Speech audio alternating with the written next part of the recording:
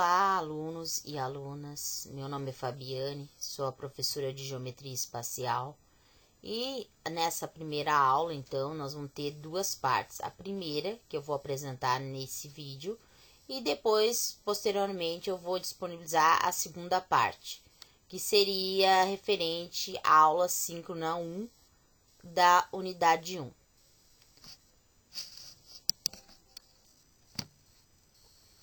No que se refere às informações gerais da disciplina de Geometria Espacial, menciono então que a disciplina foi dividida em duas unidades de ensino e cada uma das unidades tem 6 semanas ou aulas. E, além disso, cada uma das unidades tem uma aula síncrona a ser realizada por mim. Também destaco que dessas 6 semanas ao todo, 5 delas têm um material que se chama nota de aula, onde aparecem então os conceitos e exemplos dos conteúdos que devem ser estudados por vocês. São sugeridos o uso de softwares ou de recursos do GeoGebra ou de vídeos, né, que vocês devem assistir para contribuir com a formação de vocês. E há uma semana, lá na última unidade, na unidade 2, que será destinada à realização de atividades atrasadas e para aqueles alunos que realizaram uma ou duas ou nenhuma atividade durante a disciplina. Então, vão ter que realizar a prova final, quem assim demonstrar tal desempenho. Sugiro que vocês façam todas as atividades, são 5, porque elas foram pensadas na formação de vocês. Estudem os materiais e depois as realizam com atenção. Também é importante que vocês participem do conhecimento que é necessário ali a ser explicado lá no primeiro box, onde diz conhecendo os participantes da disciplina, porque ali eu já li algumas informações de alguns de vocês e eu conheço então parte das perspectivas que vocês têm de conhecimentos formativos, que alguns têm já uma graduação, né, concluída, estão na segunda, e também verifico se lecionam ou não a disciplina de matemática. Também no box 1 tem o fórum geral, que é destinado a postagens de materiais. Ele é uma atividade que não vale nota, mas é importante que todos façam pelo menos uma contribuição e comentários relativos a esse material que vocês estão sugerindo para o estudo de geometria espacial, porque a disciplina, embora se estudem conhecimentos matemáticos, né, através de exercícios e resolução de problemas, a gente está vislumbrando que incidam na formação de vocês enquanto educador, quanto professor da escola, nas escolas de educação básica. Uma vez que todos os livros de ensino médio que estão vindo agora, com base na BNCC, eles requerem um conhecimento aprofundado de geometria espacial, também de aplicações, né, desses conhecimentos, e que vocês devem estar preparados, né, para poder planejar as aulas e propor, então, esses exercícios e esses problemas para os seus alunos. Observe o que diz no enunciado do problema e o registro de respostas curtas. Houve algumas dúvidas que os tutores estão me passando quanto ao registro de digitação de respostas, que são as soluções dos problemas. Isso eu vou explicar nos próximos, então, slides nessa mesma apresentação. Vale destacar que o período da disciplina será de 4 de setembro a 17 de outubro de 2021 e que estou à disposição para esclarecer dúvidas, para trocar ideias no fórum geral, no Conhecendo os Participantes, bem como em outras, porque vocês vão ter que utilizar, né? E é importante vocês conhecerem o software Poly, que mostra ali algumas representações de figuras geométricas ou sólidos geométricos, se vocês quiserem chamar, ou ainda figuras tridimensionais ou 3D.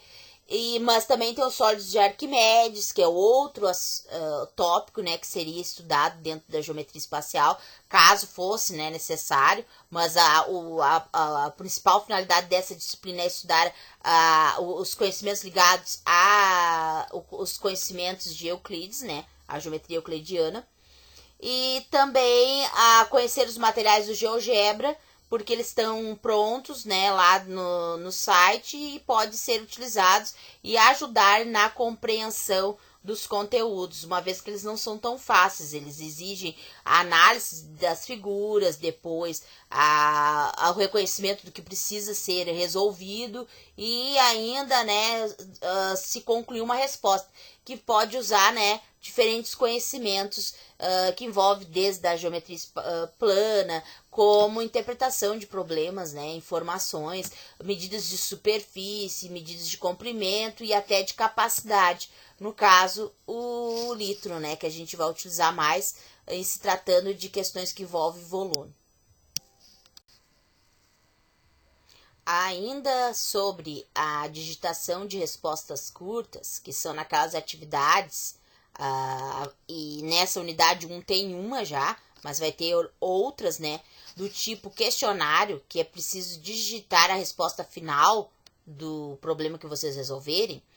Eu menciono então um dos exemplos que pode ocorrer, que seria, vocês têm um problema que foi resolvido, né, e aí vocês encontraram a solução, e, por exemplo, ela é referente à área total de uma figura que é igual a 1.078 metros quadrados.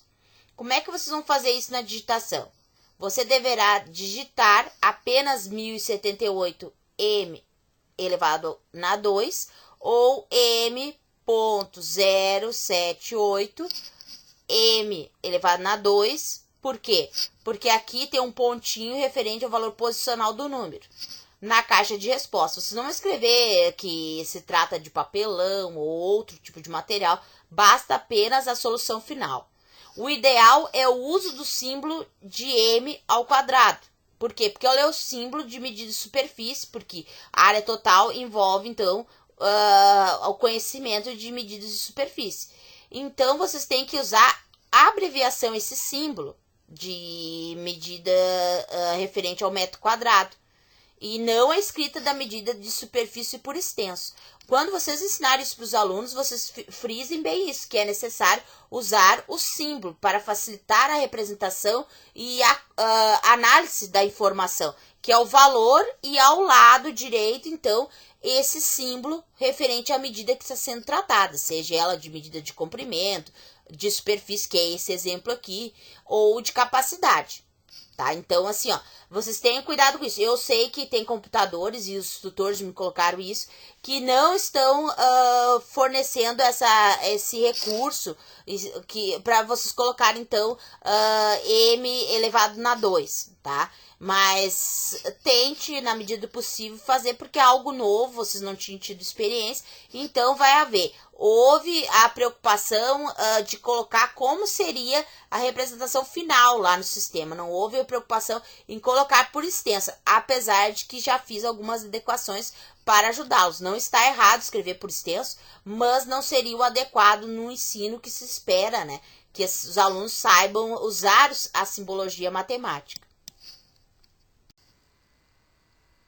E por fim, na parte 1 dessa apresentação, eu destaco uma outra possibilidade de solução que pode ocorrer e que alguns estão demonstrando dificuldades conforme está sendo relatado pelos tutores, que é quando a questão apresenta um valor que é para ser utilizado na resolução. E aí eu vou ler então o enunciado do exemplo que seria, né, próximo e semelhante, porque nessa unidade 1 tem esse tipo de questionário que tem que ser digitado uma resposta final e curta. Lá na outra unidade tem outro questionário que também vai precisar disso e que vocês vão ter que levar em consideração, uma vez que há questões de vestibular, de Enem, de concurso, que fornece para o candidato o valor da raiz quadrada ou do valor do pico, entre outros, para que se use então o valor já aproximado e o candidato já consiga, né, obter a resposta que é esperada, ou seja, atinge o objetivo com a resolução do problema. A questão seria: um paralelepípedo retângulo tem comprimento igual a 10 centímetros, largura 8 centímetros e altura 6 centímetros. Qual é a medida de sua diagonal? Então aqui está querendo saber a diagonal do paralelepípedo, não a da base. E ainda tem ao lado direito aqui da questão, utilize raiz quadrada de 2, que é aproximadamente 1,4. Porque se vocês resolverem a raiz quadrada de 2 na calculadora, ela vai resultar num número na forma decimal com infinitas casas após a vírgula, porque é um número irracional. Então, aqui foi indicado que é para usar apenas 1,4, porque seria o valor aproximado e que vai fornecer, então, a resolução ou, né, vai gerar uma solução exata ou próxima do que se quer, né? Então, assim, note que há uma indicação de uso no enunciado, o que precisa ser utilizado tal valor na resolução. Então, foi calculado aqui o D de diagonal do paralelepípedo, que é igual a raiz quadrada de A ao quadrado mais B ao quadrado mais C ao quadrado. O A, a gente vai igualar ele como sendo igual a 10 centímetros, B como se fosse igual a 8 e C como igual a 6. Elevando, então, esses valores 10 ao quadrado mais 8 ao quadrado mais 6 ao quadrado, que é representada aqui na segunda linha, né, dessa resolução, vocês podem verificar que vai ser D igual a raiz quadrada de 10 ao quadrado é 100, mais a raiz quadrada, mais 8 ao quadrado é 64, mais 6 ao quadrado é 36. O que resulta a soma desses valores dentro do radical, que é a soma que seria o radicando, né? D igual a raiz quadrada de 200, que fatorando por números primos é igual a raiz quadrada de 2 ao cubo vezes 5 ao quadrado. E aí, simplificando, né, esses radicais, a gente consegue, né, separá-los e elimina-se os expoentes e o que vai ser extraído, então, retirado de dentro do radical é o 2 e o 5, porque se elimina, né, o índice da raiz com o expoente das potências. Então, ficou 2 vezes 5 vezes a raiz de 2, porque o 2 é um número que não foi possível, então, simplificá-lo.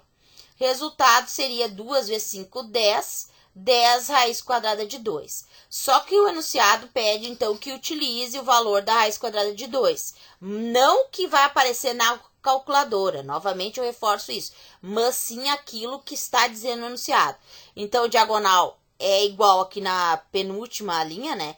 10 raiz quadrada de 2 centímetros, que é igual na última linha. D vai ser aproximadamente 10 vezes o valor da raiz quadrada de 2, que é 1,4, ou 1 inteiro e 4 décimos. Multiplicando 10 por 1 inteiro e 4 décimos, vamos obter, então, aproximadamente 14 centímetros.